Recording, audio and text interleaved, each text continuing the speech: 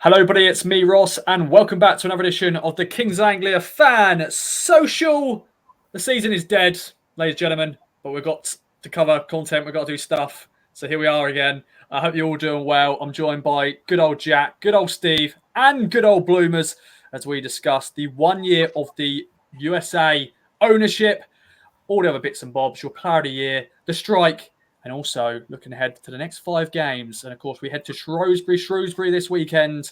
But let's go right over to Jack, who's making his debut, but he's also made an appearance on different videos. He also did a nice little report for me on Sunday for the women's team. But Jack, how are you, my friend? Very well, mate. Very well. Glad to be here. If I'm honest, I'm only here to play the strike. Ever since you introduced the game on the main pod, I've fancied a go. I'm going to come last now, but I'm here for the title. We shall see. That's later in the podcast, but it will be interesting to see how Jack, Steve, and Bloomers will get on. And Steve said he's going to be rubbish at the strike, but I'm looking forward to your attempt. But welcome to the show. You don't live, of course, in sunny Suffolk, but you made your trip up on Saturday to see us lose against Cambridge. How was that, my friend? And welcome to the show. Yeah, I'm fine. Let's never speak of that game again, shall we, Ross? Yeah. I'm starting to believe that I am cursed, having spoke to all my mates who were at the Plymouth game about how imperious we were and etc., and then travelled up to see that. So it's my fault. Sorry. Yeah, I think there's a few people who can get blamed if they don't go to many games, but then when they do go and we lose, then sometimes don't come. You're a great supporter, but maybe you are a curse. But Steve, it is a pleasure to have you on the show. You've done many different features for me in the past as well, but it's good to get you on the pod. And the final man making his return and has made appearances on many pods, and of course did a video for me in the week for the recap. But it is good old Bloomers. How are you? I know you're busy because you've got the Masters, you've got Aintree, you've got loads of things going on in your job, but how are you? Fantastic week of sport ahead, guys. You've got the Grand National on Saturday. You've got the F1 on Sunday. You've got the Masters going on. The small matter of Liverpool v Man City. And, of course, the relegation 6-pointer between Norwich and Burnley. And that's forgetting about Ipswich v Shrewsbury. So, no, I'm very good, very busy. But, yes, I also took a friend for the first time to Portman Road on Saturday. He won't be coming again because he's clearly cursed as well. He's an Aston Villa fan, so I don't think he'll be coming back many times anyways. But that was a nail in the coffin. But no, really good to see everyone. And yeah, let's look at greener shoots for the next few months and indeed for next season, because there's a lot of positivity. There is a lot of positivity. Ignore what's going on the pitch. It's all about off the pitch. And 1 year ago today, 7th of April, Marcus Evans was no more, and Gamechanger 20 took charge of Ipswich Town Football Club. We then met the characters of Brett Johnson, Mark Detmar, or whatever his name is, Burke Bakai. As you know, I'm terrible at pronouncing things. And many other characters, of course, Mark Ashton, the CEO, Ed Swartz. I'm saying Ed Swartz, but it's been a roller coaster of 12 months. Paul Cook in, Paul Cook out.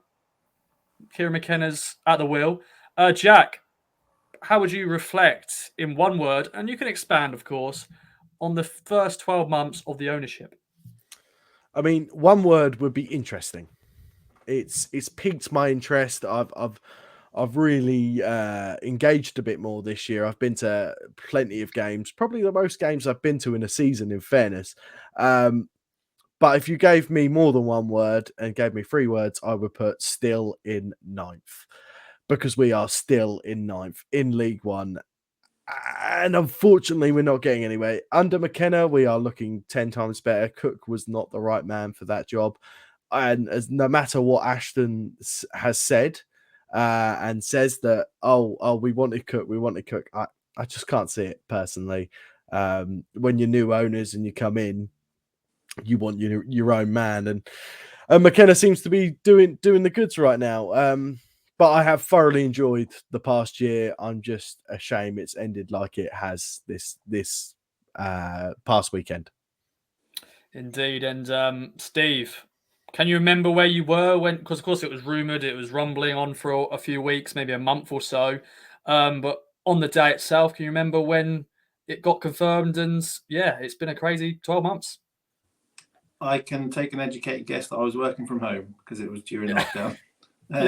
Can't tell you exactly where. I can tell you where I was when Marcus Evans took over, and I heard that on 5 Live. But yeah, I mean, if I had to sum it up in one word, I'd say hope. Because I think we'd probably started to lose that. I kept going, my mates kept going. They had to sort of blackmail their kids to keep going or offer them wine gums at half time. I don't know. Younger fans didn't want to go. Crowds would drop in. Evan seemed less interested as the years went by, so less money on players, shopping in the bargain bin, and we were going in one direction only, and it wasn't a good one. And then, out of the blue, we were owned by a $13 billion hedge fund with people that I was cynical at first because there was this atmosphere of, oh, anyone but Evans. And I was thinking, well, actually, you look at some other clubs and anyone but Evans doesn't necessarily mean we'll end up in a better place. But if you judge people on their actions and not what they say, then they've been good to their promises so far. You look at the signings we've made with Morsey and Silly, they should never be playing at a League One club. So credit to Gamechanger, credit to Ashton for that. Our crowds are back where they were in the Royal era, really, in the division below. And my mates' kids all champing at the bit to go to games now. Can't wait for the next one. So hope, yeah, they've given us hope again. Yeah, I'm excited every time now going back to Portman Road. I know it's my job, but also as a Town fan, I enjoy covering the football club once again, and just going to Portman Road and what they've done to the stadium is just fantastic. And it doesn't take that much effort really. Just just work on it. Bloomers, we were recording podcasts during lockdown, watching Paul Lambert's football, watching Paul Cook's football as well, of course, last season. And I'm sure I brought you on the podcast to react to the news, but 12 months on, how are you feeling? And one word. Yeah, I think I can remember actually, whilst we were still in lockdown, maybe about 3 or 4 weeks before the ownership change happened, I made quite an impassionate rant. I think the very first one I ever did, just about the state of the club and where it was going. And then, of course, these last 12 months have been chalk and cheese compared to that reign. I think the word I'd use is encouraging.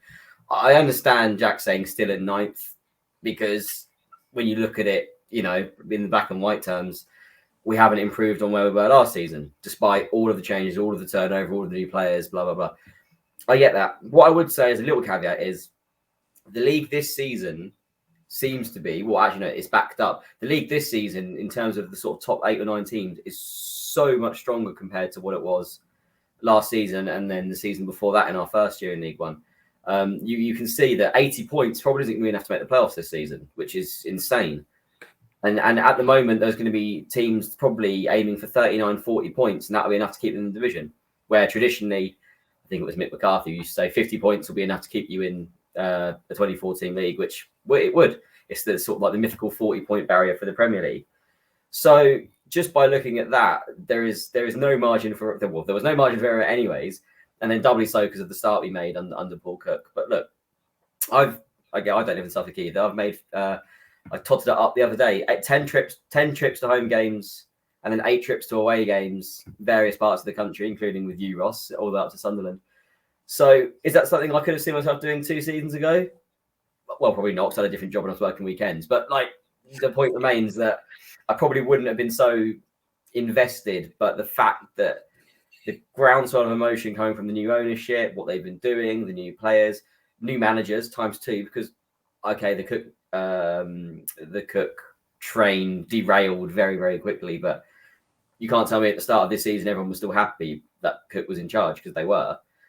And, it's just something that COVID helps, of course, because we had a whole season where we couldn't go to games. So that game against Morecambe, which seems like about 8 lifetimes ago, was quite emotional for whatever reasons.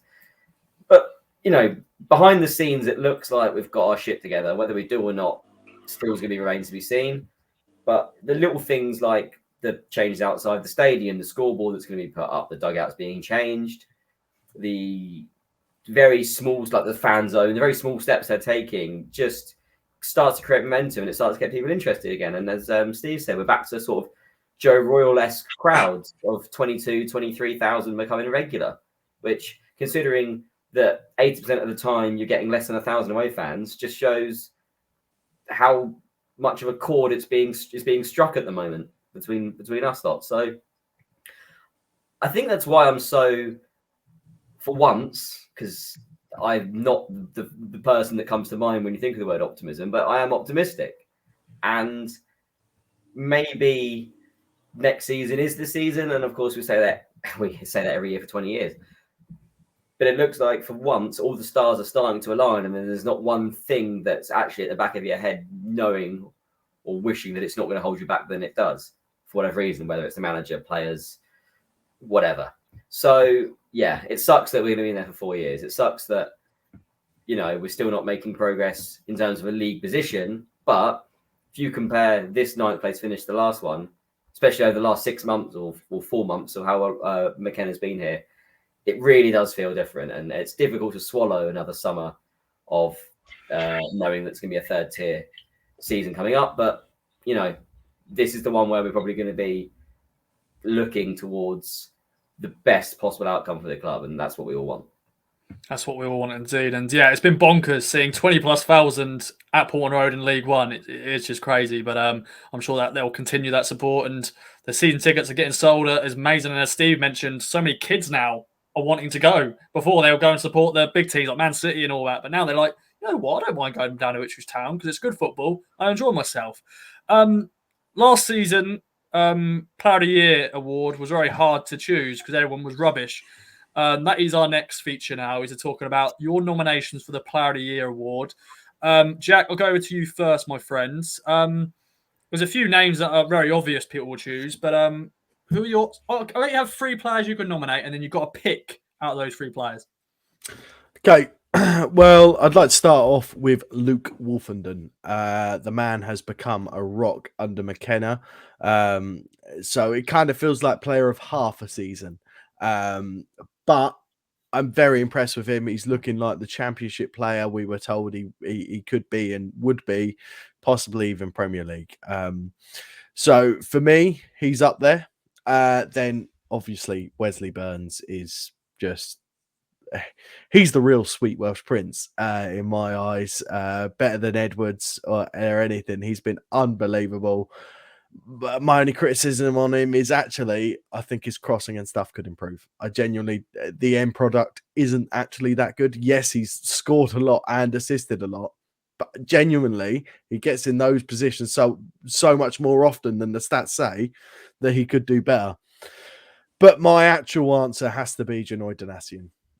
What a man. And absolutely, like, to come back out of the cold, loan spells, everything. That man deserves every pundit this year. I always thought he was a good, solid defender, but this year he became Vincent Young, the person that Paul Cook said he wanted to build his team around out of the team. And he's just gone on from strength to strength. And he is genuinely, I'd say, our best defender. Edmondson is obviously fantastic and a great talent, but who's going to get past Janoy? I beg to differ. Anyone. He's a fantastic player, and I want to see him win it. Indeed. Last year James Wilson won it. More for just who can we give it to? And there you go. Here you go, James Wilson. I think then Toto win an award as well? It was weird. There's 2 awards, isn't there? There's like the Supporters Player of the Year, but then there's also Player of the Year maybe voted by the staff and the players. But enough of that. Steve, over to you. Jack's mentioned some great names there. Are you going to add to that? And who is your number 1 Player of the Year? Well, I think Morsey deserves a mention. I mean, let's face it, like you said, it's nice to be having a discussion where you've got more than a couple of names in. It's been a while. Burns for me. So we had Burns out injured for a spell this season, and we had Morsey suspended.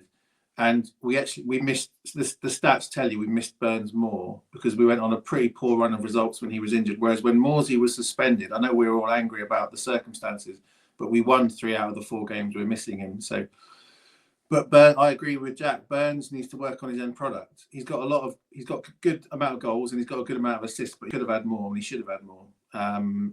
So, I mean, I'm glad he's our player, but he does need to work on stuff. I would probably give it to Edmondson.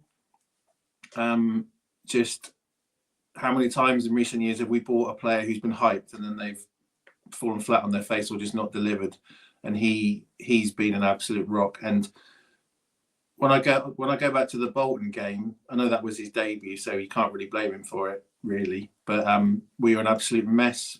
And if you said to me that our team will go on and keep a record number of clean sheets, I'd have said you're crazy. We were vulnerable all over the place, but particularly at right back. Actually, now Jack's mentioned Donatian. So Edmondson for me, but there are a lot of contenders. Wolfenden is a revelation. Selina's box office, and he's had some absolute purple patches. But the trouble I have with giving him the award is I had to remind myself on Saturday that he was still on the pitch at times, and he can do that. He can drift, and we need people like, if we're going to beat teams like Cambridge that come to defend deep, you need people like him to have better games than he did. So while I love watching him play, and I was there when he scored that absolute worldie against Crewe, I need to see more from him. So in conclusion, Edmondson. Good. Bloomers, no one's mentioned the man who you mentioned, Christian Walton. Bartosz Białkowski won it 3 years in a row because he was unbelievable, but also we were rubbish. But Walton, of course, has had a great defence in front of him, but he's been fantastic. But yeah, your nominations and your number one. No, he has. And another part of the positivity is that over the last couple of seasons, the goalkeeper area is what we've been lacking since Białkowski left, and we tried to fix it with, I can't even remember who Will Norris was up against in that first season in League One. Someone will be able to tell me. Thomas Holy. It was Holy in the first season, League One as well. Yeah. And then obviously last season you had Holy as well, and then that is right, isn't it? I'm not lying. It was Holy last season as well. And Cornell, yeah. Blimey, yeah. Jesus. Yeah, him. Talk about 8 lifetimes ago. And then this season, seeing that there was a weakness with Cladky not what we expected to be, and then Holy obviously still being here, they made a fix, made it permanent in January, and he's come on leaps and bounds. And yeah, Christian Walton will be one of my 3. It kind of has to be after I said about Wonder Walton. And it's just a great rock to build upon. And there's no secret as to why we got, what was it, 9 clean sheets in 12 games or whatever it was. Like, you build from the back, and if you've got a sturdy base and you're, first of all, very organised without the ball, then that's going to alleviate the pressure on the goalkeeper. But then if he has to step up, he will step up. And the save that he made on Saturday, which was in the highlights package for some reason, and I don't know why, because I remember it very clearly, because I was right behind the goal when it happened, was fantastic. I'm saying that, like, maybe only 4 or 5 keepers in the league would have made that save, and Walton is one of them. So yeah, him, I would say, but I love Chelina. I love what he brings to the team when he's on, but he's just too hot and cold really to be named as one of the 3. If we were sort of in the playoffs or pushing on from there, I could see him being nominated a few more times, not for nostalgia, but kind of because he's an emotive player, if you like. But Wes Burns is probably going to be there. I don't know, Jack, you say he should do more with what positions he gets into, but if he did, he would be in League One. It's as simple as that. Like, there's a reason that players are playing in the 3rd tier, even the likes of Morsey and Holy and whatever, because, you know, they're on their day, they're fantastic, and even their average game is probably a cut above than most of the other players in this division. But yeah, if Wes Burns was getting, you know, even a 5th of the chances he gets into and creates into goals and assists, he'd probably be looking at, well, easily double digits for both, and would be at a championship club or higher. But 10 goals and 6 assists in 33 games is pretty darn good going, and that's just in League One. That doesn't even count the cup games. So he's clearly a massive asset, and even more so when we've gone through this patch where our strikers can't hit a cow's ass with a banjo. So it's great that he's managed to step up and do that. And then the last one, and probably my pick as well, will be Janoy Donatian as well. If anyone wants to try and guess how many appearances he made for us last season, shout them out now. 2. 3. Yeah, 3. 3 appearances last season. And this season so far he's made 43. So that just goes to show that the turnaround he is. It's the best comeback since Lazarus, and one that's fully been deserved, because obviously he's not made a foot wrong, but he's just, something seems to have clicked. And he was playing well even before Kieran McKenna came in. But now that McKenna's here, they're clearly on some good understanding, because he's making that side of the pitch his own. And it's just great to see. And it's a testament to him that he's managed to work his way back into the fold. And now he's on his 4th manager at the club, if you don't count the temporary managers. And he's first choice in his position. And that's all down to the work he's been putting in I assume, on the training field and the work he's doing on Saturdays and Tuesdays, because it's something no one would have expected, but everyone should be delighted with, because it just goes to show there are some players perhaps in this squad, not just the first 11, that their next season come and become mainstays in a good side, and we don't need to go and splash the cash, even if we supposedly have it. With the Kane Jackson, there's going to be another one. We'll find out next season if he gets fully fit again. So yeah, just for those reasons alone, I'd be going for Donatian, and it's thoroughly deserved. I think I agree with that as well. JD has been unbelievable. What a story it has been, and it's good to see. He's a good lad as well. You always want that in your players as well, just being good lads, but also being good at football as well. You can't just have good lads, but you're rubbish. But no, it's nice to actually have a nice little debate on Player of the Year this year, because everyone's been all right. Some, of course, unbelievable. But there we go. It's now time for some silly stuff. It's now my time to shine somewhat. Let's get into it then. 4 questions, a tiebreaker if needed. Jack, Steve, and Bloomers head to head. Jack is buzzing. If you're watching on video, you saw his big smile. Look at him. Look at him. Got the pen. Got the paper. Job's a good one. Here we go then. Is everybody ready for question 1? Let's do it. Of course, play at home if you're listening. Of course, you're listening, of course. Do a question from me. I'm an idiot sometimes. But yes. And if you're watching on video, you'll see the questions pop up. So question 1 is when we beat Shrewsbury on penalties in 2010. Who scored the winning penalty? Was it Ed Upson, Alan Quinn, or Alex Bruce? So who scored the Blues winning penalty? I was at this game. Ooh. I was not. I'm going to take umbrage with this question as well, because in my head, it wasn't a winning penalty. It was Supple saved one, or they missed one to win the game. Yeah, but it's still, you know what I mean. Who scored the final Town penalty to win it? You know what I mean. Your time to shine, is it, Ross? Yeah, well, I've ruined it on the first question. There we go. It's going to go all downhill by here. But yeah, who scored the final Town penalty before Shrewsbury then missed the last penalty, so Town won the game? But I just thought that's too worded. Just who scored the winning penalty? So Ed Upson, Alan Quinn, or Alex Brucey? Of course, this is Shane Supple's last ever game for Town. What a player. Shane Supple should have... He could have gone on to make loads of appearances. Yeah, just good lad. But just time. Anyway, enough of that. Who scored? Everyone get ready to shout out. Show me your workings. Who are you going for? I've gone for Upson. I've gone for Quinn. Quinn. And I'm going to go for Bruce. Of course, one of you is right, obviously. And that person is right. It's Jack. Is Ed Upson got the winning penalty? He came on as a sub in that game. I don't know why. The second you said it, I was just like, that rings a bell. Mm. So he did do something after that Youth Cup. FA Youth Cup final then. He did. I'll take it all back. Yes. I think he's still kicking the ball about somewhere. I think he's in League 2 somewhere. I want to quickly just Google it. He was Yeovil, wasn't he, for a bit? Yeah, he's now at Stevenage. Currently at Stevenage. He was at Newport, Bristol Rovers, of course, in Milton Keynes he was at as well. Anyway, enough of Ed Upson's career. It's question 2 time. It's about Matthew Pennington. Of course, he's at Shrewsbury. And he scored his only Town goal against Birmingham in 2018. But who set him up? Was it? Oh, my God. What? Did anybody know? Did anybody see? I think I saw. Well, there was a spelling mistake. Is that what you're on about? Yes, spelling mistake, but also there was someone in brackets. In brackets, yeah. I didn't see it.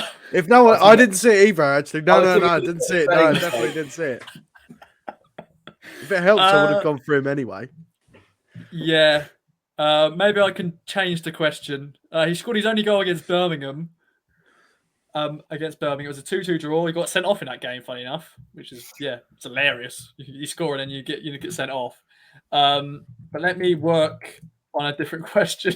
We'll go back to that question. It was Mark Venus's birthday this week. Nice little segue. How many goals did Mark Venus score in 184 games for Town? But yeah, I'll go back to question 2. I've had a mare. I had a mare. I thought it was my time to shine. Oh, dearie me. Yeah, good old Mark Venus. He could hit a ball, couldn't he, Mark? Oh. Okay. To be fair, I didn't really watch him play much. I was very young. Don't know if you, Mellen. I'm sure you would have seen him play many times. Good player. He's got a few free kicks, didn't he, in his time as well? Right, well, He I scored might our answer a first little goal in bit the now. Premier League under Bailey at White Hart Lane. Yeah. Well, that's a good goal. Very good goal. Okay. So Jack is currently winning 1-0. Can one of you guys, if you get it spot on, you get 2 points, by the way, if you get closest.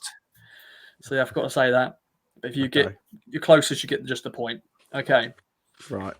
Take it away whenever you're ready. I've gone 15. 19. 14. Sorry. 19. Ooh. Someone is spot on.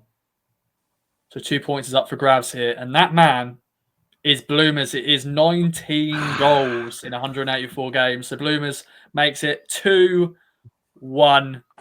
Steve, you said you were going to do badly. I crossed out 18. Just so you know. Oh, no. But it was close. It was close. We are going to go back to the Matthew Pennington question in a minute, but I hadn't had enough time to do my research quickly because I was trying to keep the listeners amused while you guys thought of your answer.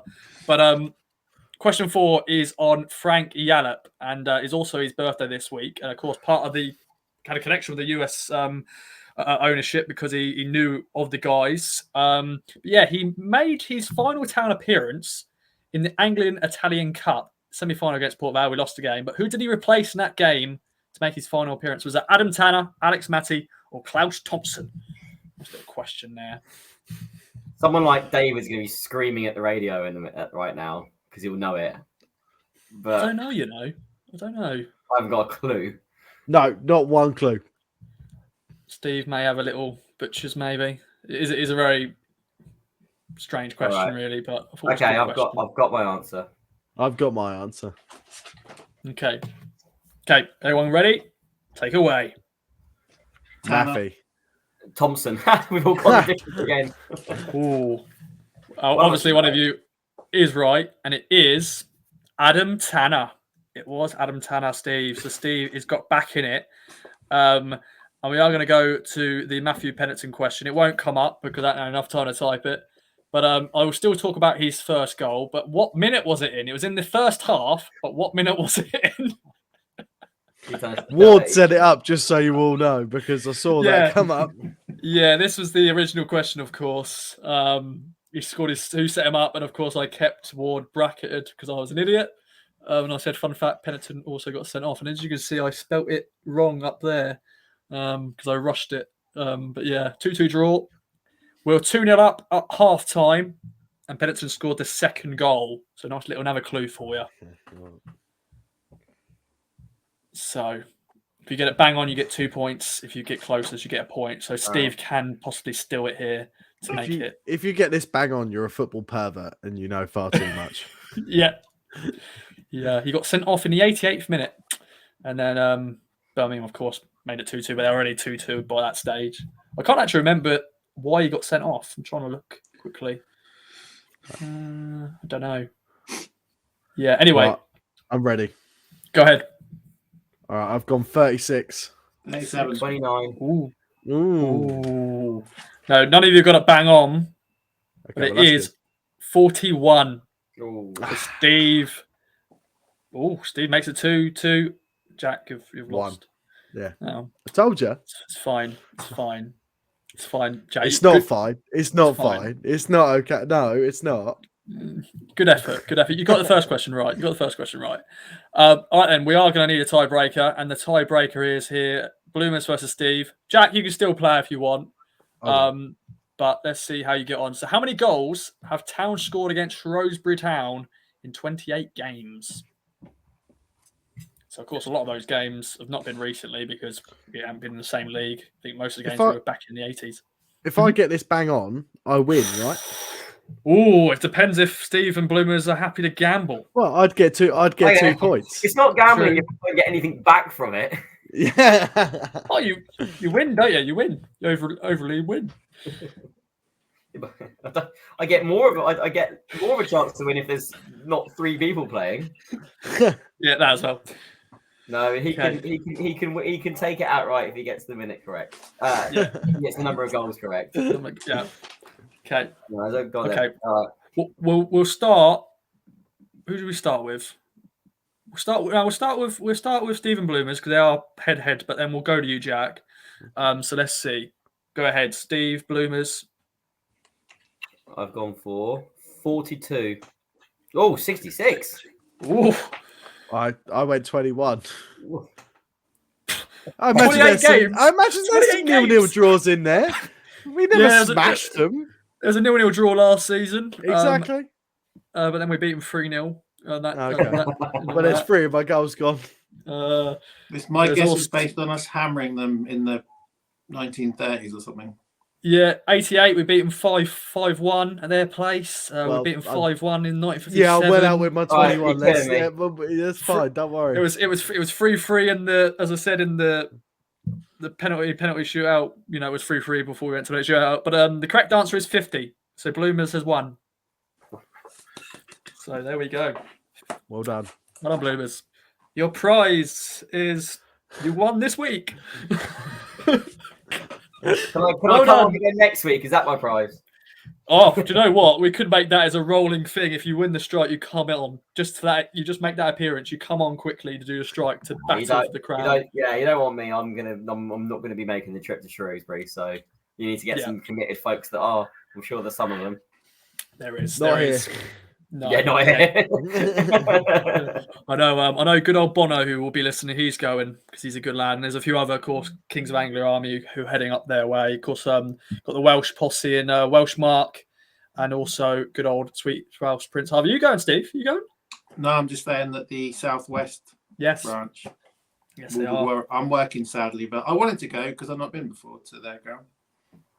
Yeah, I haven't been as well, so I look forward to it. I know you said already, Bloomers. Any advice for people going on? I don't know if it's changed a lot since 10. I mean, what was this? 2009. Yeah. So firstly, I wasn't old enough to drink. Secondly, I remember nothing about. I remember it being a very Colchester-like stadium in that it's nowhere near the town centre and it's sort of single-tier cookie cutter type whatever. Soulless. So, fun fact is, shows me we're the first team in England in the professional divisions to install the new safe seating. So they will. Sorry, safe standing. Safe standing. So city. So they will. That will be being used. I think it's in one of the corners of the ground. So yeah, I mean, it looks a nice place. It's got city walls, so normally that means it's a nice little part of the world. So yeah, can't tell you anything, I'm afraid. It's fine. It's fine. I'm sure a lot of people are looking forward to their first trip to Shropshire this weekend. But before we get into our predictions, our thoughts for that game, of course, going to have a look at the final 5 and what you were liking to see, what you're expecting. So, of course, Shrewsbury this weekend. Then we've got Rotherham away on Easter Saturday. It's not Good Friday because of Sky. Wigan on not Easter Monday, on Tuesday, Portland Road. Then Crewe, who are going to be down by the time we play them, most likely. And then Charlton, who will be the dead rubber of dead rubbers, final day of the game of the season. Jack, how are you feeling going into these 5 games? It is disappointing that we're not going to be fighting for the playoffs, but 5 games to finish the season off strong. So technically, it's mathematically possible, right? Whatever. Doesn't matter. But I don't believe that Kieran McKenna will put out the kids until it's not mathematically possible. So I imagine it will be a similar team. I hope Tom Carroll doesn't play, but that's a side note. I hope it's Backinson or Evans. Just a quick note, if Evans had been in that team on Saturday, we would have won that bloody game. I swear to God, we would have won that game. But there we go. That's besides the point. Yeah, so I think it will be a fairly strong team at the weekend, but then all hope will go after this because everyone else is going to pick up their points and win.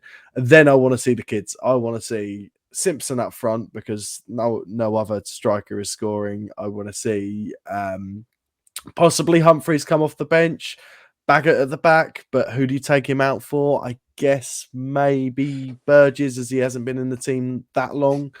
But yeah, I want to see the kids and I want to see some positive results. If I'm honest with you, I'd really like us to see us stick it to Wigan and to Rotherham because they're not invincible and Rotherham absolutely turned us over at our place, and I don't want to see that again. Very true, yeah. Shrewsbury beat Rotherham 3-0 at Rotherham. So Yes, if they yeah. can do it, I'm sure we can give them a good game. Steve, do you agree, disagree with Jack about the kids, and what are you wanting to see and expecting for the final 5 games?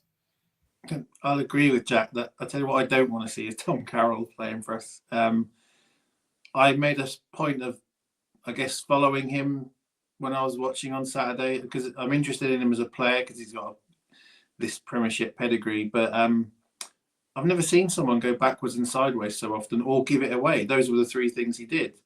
And if he's in the team for this amazing range of passing, then he didn't get the memo on Saturday. Anyway, I don't want to make it personal about him.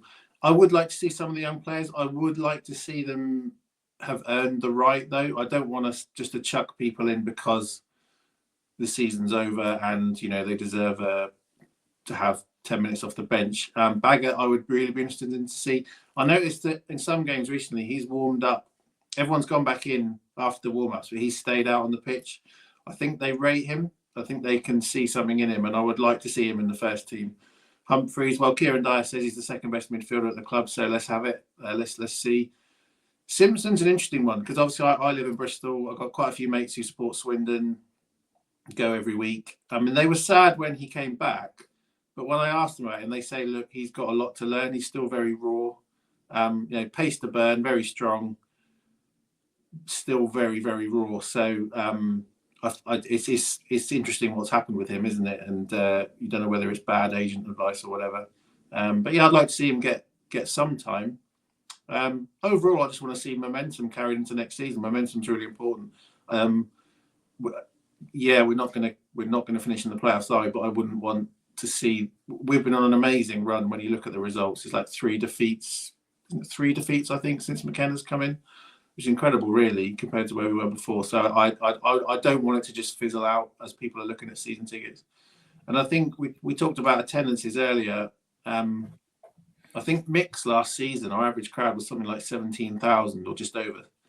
And that's in the Championship, whereas we're going to end this season on about 22,000, which is more than most Championship clubs, actually. And we're averaging, I looked up earlier, we're averaging, over the last 4 games at home, we're averaging 25,000 plus. So, yeah, I don't want to see it tail off for that reason. I want people to still be excited and want to come back next year. Yeah, I think that's going to be the massive thing. Normally when the season dies with so many games left to play, fans are going to lose their interest. But I'm sure it's going to be amazing away ends this weekend. It's going to be a great away end against Rotherham. Home games are going to be, great crowd, which is just great to see. And it's hopefully the momentum will go on for next season. I'll tell you one more thing I want to see. Go ahead. At the end of the Charlton game, I want Mark Ashton to walk out with Selena and a little folding table, sit him on the pitch and sign the deal there and then while we all watch. Do the old, yes, please. Yes, do the please. Old chairman with the hand over the shoulder thing. Yeah. No, I want that to be our last memory of the season. I don't think it's going to happen, but it would be nice. Make it happen, Mark. You can do it. Do it. Make it happen. We shall see if that does happen. Bloomers, then over to you. A lot of dead rubbers now, maybe for Town, but a lot of excitement. What are you wanting to see for the final 5? I kind of alluded to it in the video that I did on Monday. I think I would like to see some players that haven't really had a look in yet get some look-ins. But after McKenna's come out and basically said, look, I'm not changing my approach at the moment, regardless of league position or whatever. I don't think we will see many massive changes. Maybe if sort of like in 2 games, 3 games time, it's completely over, then you might. I think for now, it's just going to be a case of McKenna keeping to a system, trying to iron out the kinks for next season. And if we do see someone we haven't seen a lot of, there'll be a very good reason for it. So be that as it may, Saturday I can see a very similar thing happening to some of our away performances in the past, really, which have all been average to good, depending on which ones we talk about. Well, I would like to say Shrewsbury are no mugs, or haven't been all season, but certainly recently they won 3 in a row before they lost to MK Dons away 2-0, and there's no real shame in that because MK Dons are absolutely flying at the moment. But they won 3 games in a row, conceding none and scoring 8. Including a 3-0 win away at Rotherham. Now, that was with a sending off from Rotherham, but that's pretty good going. That's it's certainly encouraging for them. And they're on a run at the moment, actually, of 3 games at home without a loss. But before that, they got someone sent off and lost. And then if you go back even further, they drew 1-1 with Fleetwood. So, it's not going to be easy. And I've gone 1-1 in the little predictions thing that me, you and the rest have 20 seconds ago, because it's quite a nice one to go for really at the moment. Low scoring, under 2.5 is almost a nap for every game we play at the moment. And it's going to be down to, said it so many times at the moment, down to our strikers to instill a bit of confidence in the rest of the team by taking some of their chances. And if they don't, it can be another very frustrating afternoon where it's half time and it's 0-0 or we're 1-0 down and you're suddenly pressing to try and find a goal from somewhere. So it should be good for those going. It's another sold out away end, and another ground to tick off for quite a few people. So absolutely, what else would you rather be doing for your Saturday afternoon? Actually, this Saturday afternoon, there's plenty to be doing with your time, with the Grand National and the Masters and everything else. But for those of you making the journey to Shropshire, I'm sure you'll have a good time and make some noise, and we'll hear you on the radio, and we'll see you on the iFollow if some of us have the ways of getting iFollow on a 3 p.m. Saturday kickoff, which I won't divulge in case anyone from the club's listening. Well, there's also a big game down in Kings Lynn if anyone's interested. Our boy Brett McGavin had an absolute beautiful game on Tuesday night. He managed the game fantastically, sat deep, sprayed some passes, did some shooting. So if anyone else is interested, it's a bit more local. Come down, give Lynn a shout, and give our boy Brett a shout. Indeed. If you don't know, Jack does the media for Kings Lynn, and they are currently battling relegation, but they've had an unbelievable few weeks, Jack. I'm now checking up the results because of you, basically, and also see how Brett's doing. But unbelievable fight for survival here. They could just about do it.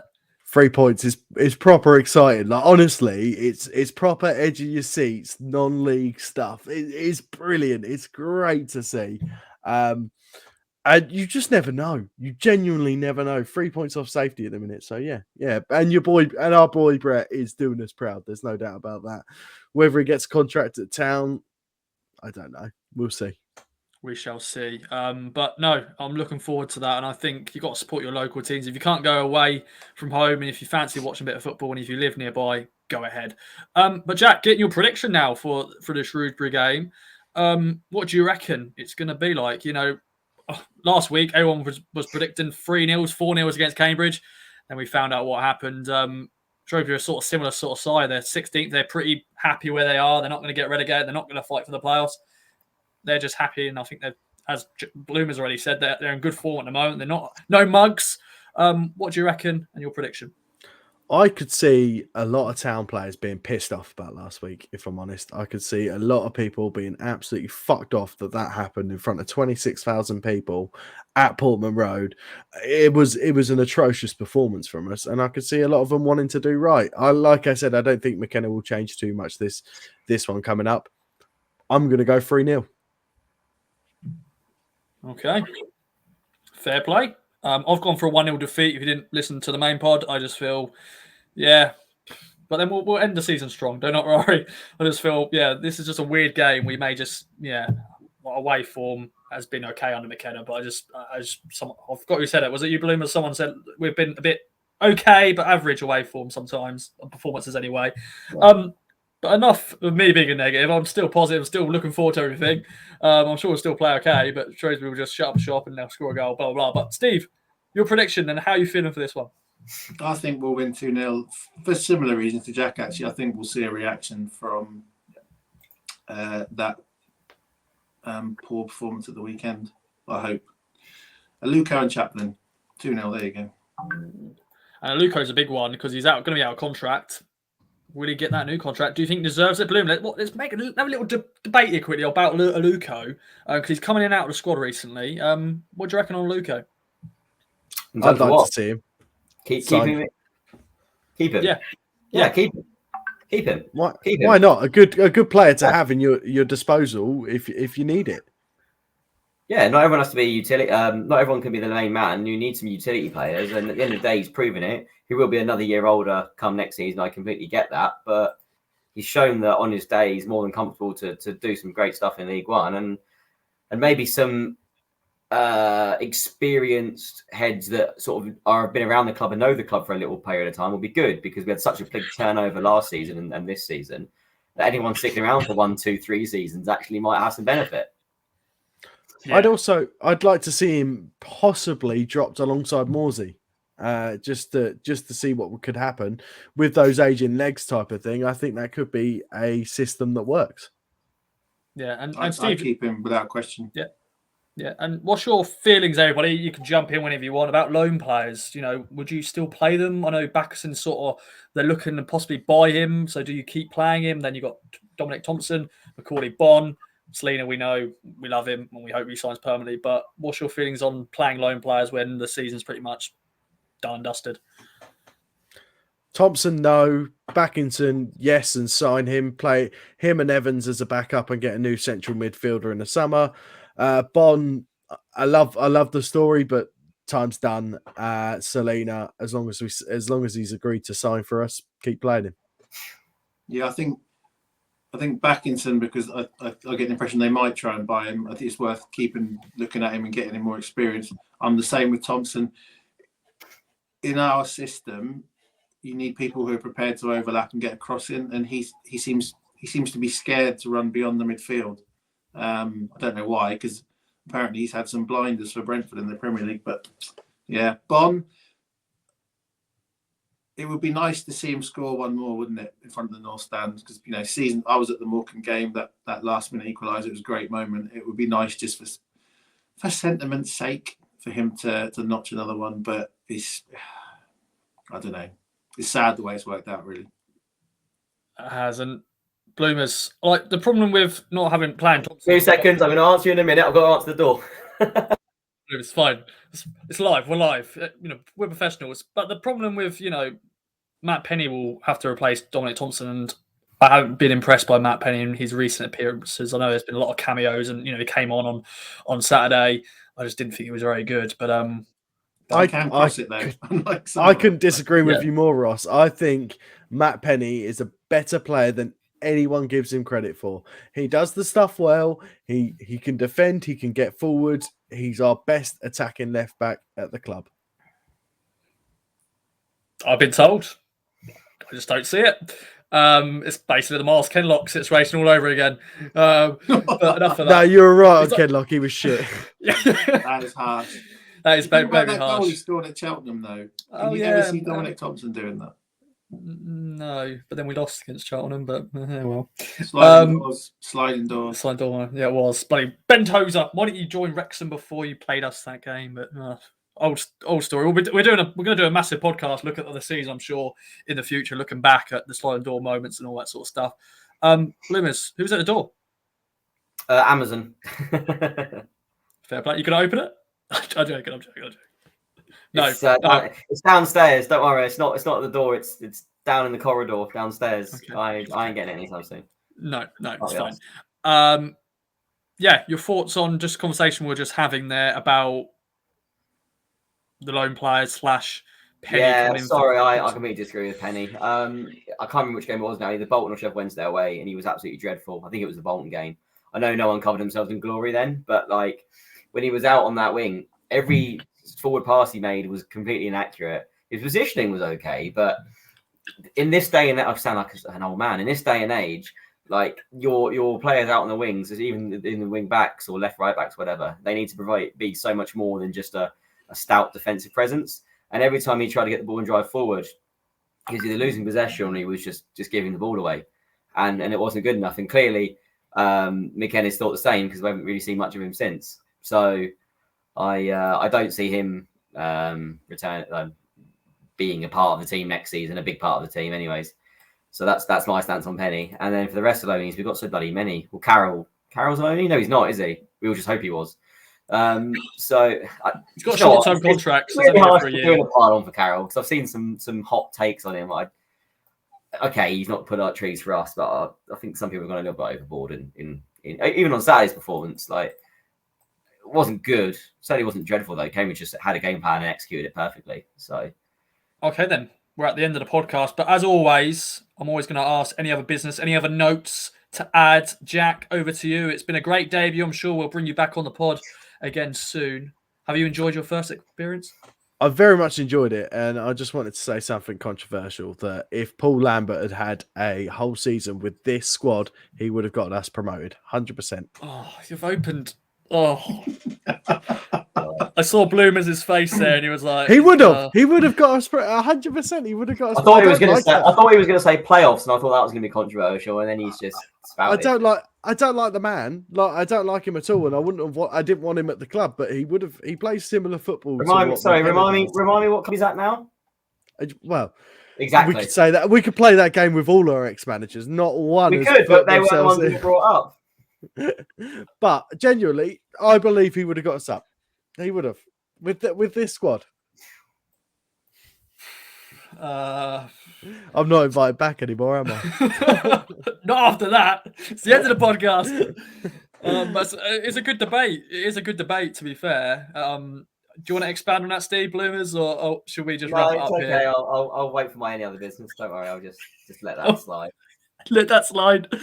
Let that little minute silence here. There we go.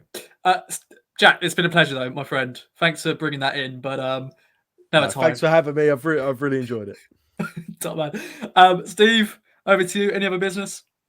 Just a mini rant, because I've been wanting to talk about this widely. I'm really angry about the fixture movement, not just for us, but for several other League One clubs over Easter. I know what Sky are trying to do. They've moved Rotherham, Wigan and MK Dons games to the Saturday because they want to engineer a title deciding Saturday on, as if anyone would care. But I planned my Easter Monday or Easter weekend around going to the game on Monday. I was going to go with some mates who live in Cornwall. They're taking their kids. None of us can go now. The club will lose out because they'll lose out on probably, I don't know, a couple of thousand tickets because people who maybe had the bank holiday off, but they're back to work or back to wherever they live. And then I looked at the fixtures the other day, and on the Tuesday when we play Wigan, there's about 5 other League One games. It's outrageous, given that, Boxing Day, Good Friday, Easter Monday, these are the staples of when you can get some big crowds in. So, we've got a lot of money behind us now, but it's still annoying to lose gate receipts. And other clubs further down the pecking order in terms of resources are going to lose out as well. And loads of fans don't get to go. So I hope personally that Saturday is an utter damp squib for Sky, that they get 2 0-0 draws, and then I'll win at Rotherham. And it decides absolutely nothing. I'm still angry about it. You can probably tell. I think everyone is angry because even just the town centre, how much they would have made on that Easter Monday, people going into the shops, actually the other shops open, the restaurants and all that sort of stuff. But yeah, there are anyone no looks shops forward in to Ipswich Town Centre, Ross. I went that there last as well. week for the first time in a while. And... Yeah, there's not much. You got the standards, go-tos, but yeah, the rest is pretty much. What happened, by the way? I left 16 years ago. There was a Debenhams and a... There was an apocalypse, mate. Was there? Yeah. Yeah. Yeah. People prefer to go somewhere else to shop, and of course they put all the money in the waterfront. Ask Bloomers about Amazon. That's your Debenhams. That's another thing as well. Go on, different segues here. And I'm now afraid what Bloomers is going to say. Any other business, Bloomers? Steve, thanks for joining me. Nah, not really. Does anyone want to tip for the Grand National? Yes. I'm going for Eclair Surf, 14-1, although he's been sipped into 12s. It's probably our second. Write it down. I mean, you'll see it often enough if you watch it on Saturday, because I imagine he'll go off second or third favourite. So his last 3 races, he came third at Chepstow, and then in Warwick he won by 13 lengths, was very convincing. And then his last time out at Newcastle, he was second, and he only just got beat by Win My Wings, who went on to win the Scottish National last week. So everything's set up for him to be really good. He only just got in actually because he was number 43 on the declarations, but we've had some withdrawals, so he gets an entry. And yeah, I think a solid round of jumping will do him well, and hopefully we'll get the money in the pocket. But what was that name for everyone again? Just so Eclair, I can. Eclair Surf. Eclair Surf. Great name. Eclair Surf. Yeah, I mean, anyone who's betting, first of all, gamble responsibly, and second of all, hope you win. But yeah, with the Masters going on, everyone and their mothers is back Shane Lowry this weekend. So let's hope he wins. The WDF World Darts Championship is on, and you've got City Liverpool, and you've got the F1, although that's like at 6 a.m. So yeah, I will be in front of the sofa from about 9 p.m. tomorrow to about 1 a.m. Monday morning. I assume that's why you have that funky looking chair. But you watch it Oh no, elsewhere. this is just the room I go to when I get told by my missus that I'm annoying her.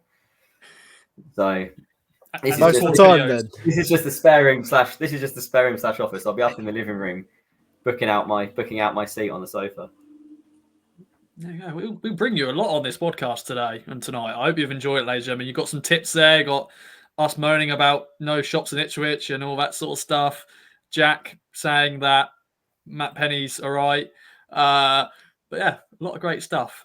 Jack, Steve, Bloomers, it's been a pleasure as ever to be on the Fan Social. Hope you listeners have enjoyed. Of course, got to plug our sponsors at manscaped.com. Use the code KOA. You get 20% off and free delivery. Gents, have you used Manscaped? Have you used the code? No? What are you trying to say? I can't say I have. Oh, no, I'm trying to sell you some stuff. 20% off, free delivery. Manscaped.com. Use the code KOA. Of course, make sure to follow us all on our Twitters if you want to follow us, but also Kings of Anglia on Twitter, Instagram, Facebook, and subscribe to our YouTube channel. Look out for all the content that we bring you this weekend. Annie and Stu will be working hard with their stuff online, but also game day and Annie and Stu reacts. And of course, we'll be back next week for many more podcasts. So enjoy the game. If you're going, if you're not, enjoy your weekend doing whatever you're going to do. And we'll be back next week for much more content. I'm going to shut up now. Bye-bye for now.